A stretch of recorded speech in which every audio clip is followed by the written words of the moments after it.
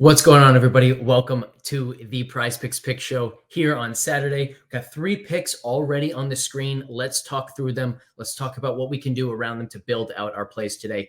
Typically, we like to start with 1 or 2 kind of core plays for the day for our picks, and then build around those, try and correlate with those to create the PrizePicks plays of the day. Today's a little bit different because we've got these 3 that I think are severely mispriced. Let's talk a little bit about why. We'll start with Jalen Green at the top here. We've got him at 69.4% to have more than 6.5 3-point attempts.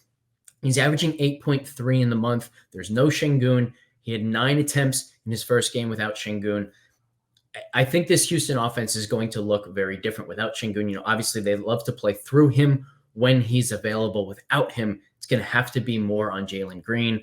And they're probably going to have to just settle for more jumpers, not able to create the stuff inside they like to do with Şengün. So love this pick. I think it should be priced at 7.5, maybe even 8. So tons of value on this one. Again, we have it at 69.4%. So great place to start.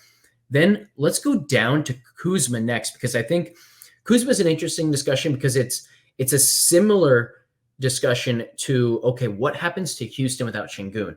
Now with Washington, it's what happens to Kuzma and the rest of this offense without Tyus Jones, who's unlikely to play tonight.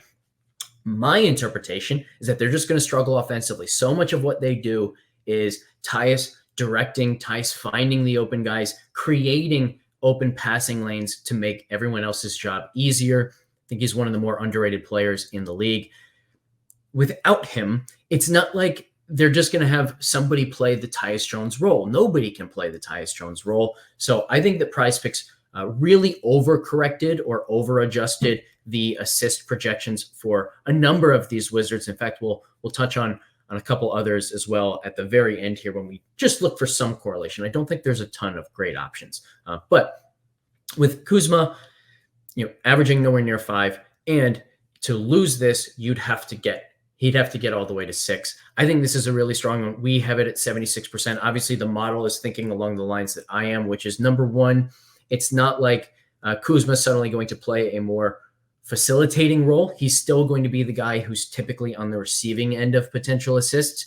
And then beyond that, we just think that this Washington offense is going to be far less efficient without Tyus Jones. Obviously, not a great matchup either with Chicago. So really like the less on Kuzma's 5 assists as well. And then finally, we get to Tobias Harris.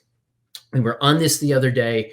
It was an easy win against the Knicks. It was an easy win against Milwaukee. He's just not the type of player who's taking on a ton of usage right now. In fact, the criticism of Tobias day in and day out, if you know Sixers Twitter, if you've ever been near Sixers Twitter, it's this guy gets paid way too much money to sit in the corner and do absolutely nothing. Well, if he's sitting in the corner and doing absolutely nothing, he's not turning the ball over. They're obviously playing a team here in Charlotte who doesn't turn the ball over a ton from their opponents anyway. So really, really like all 3 of these. And what I'm going to do, because again, I don't see a ton of great correlation options with these 3. So number one, I'm going to wait to see what the first quarter projections look like. They're not out yet today. They're a little bit slower on the weekend, it seems. I was waiting all morning for them and they're still not here. Finally, I said, you know what? It's just time to record this thing. So we'll be looking for those. The one that we hit easily the other day was Tyrese Maxey, more than 6.5 first quarter points. Would love if that's available again. I'd probably still play it at 7.5. So we'll see what happens there. But the other way that you could do this is let's go to that Washington game. And I want to show you on the assist projection.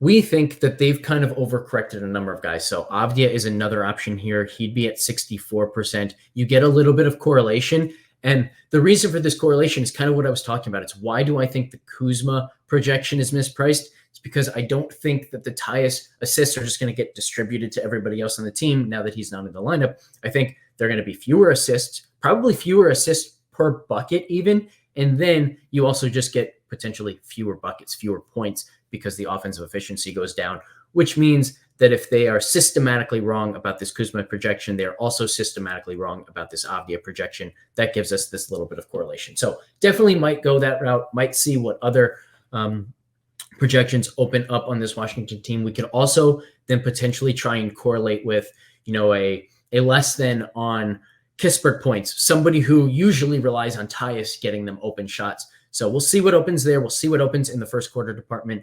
But this right here is the foundation. Jalen Green more than 6.5 threes. Tobias Harris less than 1.5 turnovers. And Kyle Kuzma less than 5 assists. Good luck today. We'll see you in the Discord to get the rest of these plays. We'll catch you next time.